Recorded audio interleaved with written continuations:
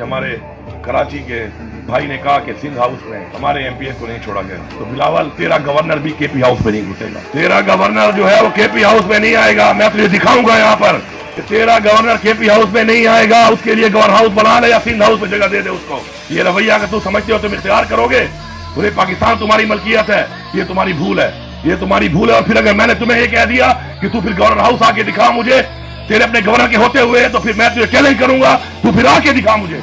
ये कोई रवैया नहीं है, ये कोई तरीका नहीं है। अगर तुम ये समझते हो कि तुम मुझे उठा के कराची ले गए थे, मुझे मजबूर ना करो, तुम्हारे बंदे उठा के मैं केपी ला सकता हूँ। हम पाकिस्तान के आइन की पासदारी करते हैं, कानून का एहतराम करते हैं। हमें इस शख्स इमरान खान ने ये चीज सिखाई है। आज वो जेल में है, वो जिस दिन हुक्म देगा फिर तुम्हें हम बताएंगे कि उसके हुक्म के बाद अब होता क्या है। उसके हुक्म का इंतजार सिर्फ और सिर्फ हमारे और तुम्हारे दरमियान रुकावट है।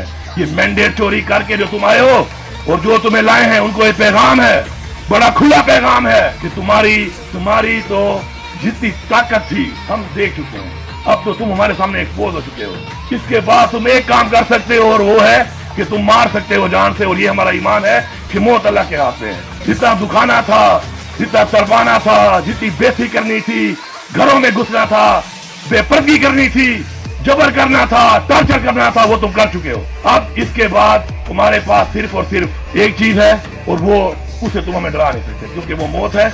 और मौत सिर्फ अल्लाह के हाथ में है।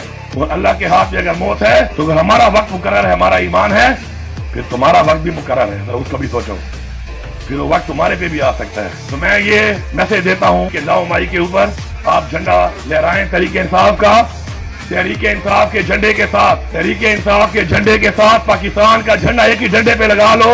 ये पैगाम मैं पूरे पाकिस्तान को दे रहा हूँ, बाहैसियत वज़ीर आला सूबा खैबर पख्तूनख्वा दे रहा हूँ कि एक ही डंडे पे 2 झंडे लगाओ, एक पाकिस्तान का, एक तहरीके इंसाफ का। और तुमसे कोई वो डंडा और झंडा छीनता है, मुझे वीडियो भेजो। जो ऐसे चोर, जो सिपाही होगा उस पे खैबर पख्तूनख्वा में गद्दारी का पर्चा होगा पाकिस्तान के आइन के मुताबिक। तो फिर वो आएगा जब यहाँ पर, फिर वो जो हमारी रिवायत है ना इज्जत देने वाली, फिर वो रिवायत नहीं होगी।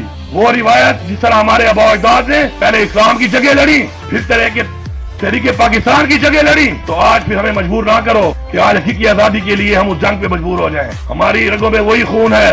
अगर हमें रोक रहा है तो पाकिस्तान का कानून और इस शख्स का सबर रोक रहा है। इस शख्स का सबर, इस्लाह कर लो अपनी। और तुम अगर ये समझते हो कि हमें धमकियां दे रहे हैं, हम धमकियां नहीं दे रहे। तुम्हें पता है तुम्हारा कितना ज़र्फ है और हमारा कितना ज़र्फ है, और हमें पता है कि तुम क्या और हम क्या हैं। एक से अच्छी तरह हम पहचान चुके हैं किसके क्या इंटरेस्ट है, कौन पाकिस्तान से वफादार है और कौन पाकिस्तान का गद्दार है। ये सर्टिफिकेट तो हमें ना दो। हमारे ऊपर तो तुम गद्दारी के लगा चुके हो। शर्म का मकाम है कि हमारे ऊपर गद्दारी के हमारे ऊपर सर्टिफिकेट देने वाले कौन थे? शायद जिनके बाप दादे ने कभी पाकिस्तान के लिए जंग ना लड़ी हो। मुझे बीच में एक जगह पर मौका मिला, मैंने बात की, मैंने कहा मेरे आबा अजदाद ने तहरीके पाकिस्तान की जंग लड़ी। पाकिस्तान की 2 जंगें हुई, दोनों मेरे बाप ने लड़ी। फिर कारगिल की जंग हुई, वो मेरे भाई ने लड़ी। आपने मेरा फोटो लगाया दीवार के ऊपर के गद्दार वतन। तुम मुझे बताओगे तुम्हारे बाप ने कौन सी जंग लड़ी है और तुमने कौन सी जंग लड़ी है? तुम कौन सी जंग लड़े हो? ज्यादातर तो वो लोग बैठे हो कि जंग लड़ी ही नहीं है। लड़ी है तो हमारे साथ लड़ी है, मजलूमों के साथ लड़ी है, निहतों के साथ लड़ी है। ये गद्दारी के सर्टिफिकेट, इस तरह के हरकत और जो मुसल्लत किया है, जिन लोगों को मुसल्लत किया गया है वो कौन है? वो थारो ब्रेड घोड़े नहीं है, न थारो ब्रेड घोड़ी है, वो लूले लंगड़े हैं। ये थारो ब्रेड बैठे हैं इधर। थारो ब्रेड घोड़ों की हिस्ट्री पढ़ो, थारो ब्रेड है ये थारो ब्रेड घोड़ियां हैं, ये थारो ब्रेड घोड़े हैं। जब ये दौड़ते हैं गैलप पे, तो फिर अगर सवार अपने हाथ में खोल भी दे तो इनकी रफ्तार कम नहीं होती है। समझ जाते हैं कि सवार सकून में है, अब दौड़ते जाओ, जो नीचे आता है उसको रबोड़ते जाओ। तो हमें मजबूर ना करो इस चीज पे।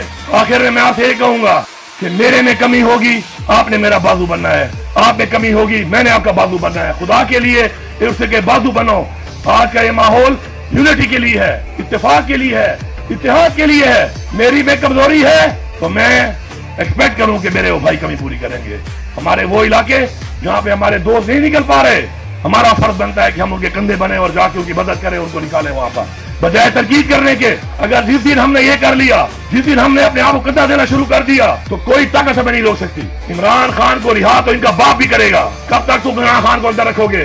रिहा तो इमरान खान ने होना ही होना है। अब ऐसे रिहा हो जाए कि हम इस कानून को सलाम करें, बजाय कि कल हम खुद रिहा करवा लें। और फिर उसके बाद एक नया रिवायत बन जाए कि रिहाई कानून में नहीं, कानून के जरिए नहीं, अवाम की ताकत से हुई है। अवाम की ताकत से डरो, खुदा का वास्ता है, अवाम की ताकत से डरो। इस लीडर जो कि आलम इस्लाम का लीडर है, पूरे पाकिस्तान का लीडर है, आपने उसका मैंडेट तो छीन लिया, हमारे दिलों से नहीं छीन सकते। मैं आप सबका शुक्रिया अदा करता हूँ और ये उम्मीद करता हूँ कि इंशाअल्लाह हम में से जो भी खान का वफादार नहीं है, अल्लाह उसकी नस्लों को, अल्लाह उसको, उसके पूरे खानदान को गर्क करे। और जो लोग ये जानते हैं और समझते हैं कि इमरान खान से ज्यादती हो रही है और फिर भी खड़े नहीं हो रहे, अल्लाह उनको भी गर्क करे, उनकी नस्लों को भी गर्क करे। क्योंकि जो पाकिस्तान के साथ नहीं है आज, इमरान खान के साथ नहीं है, इसका मतलब है वो असल गद्दार है इस कौम का। और गद्दारों को अल्लाह गर्क करेगा तो ये मुल्क तरक्की करेगा।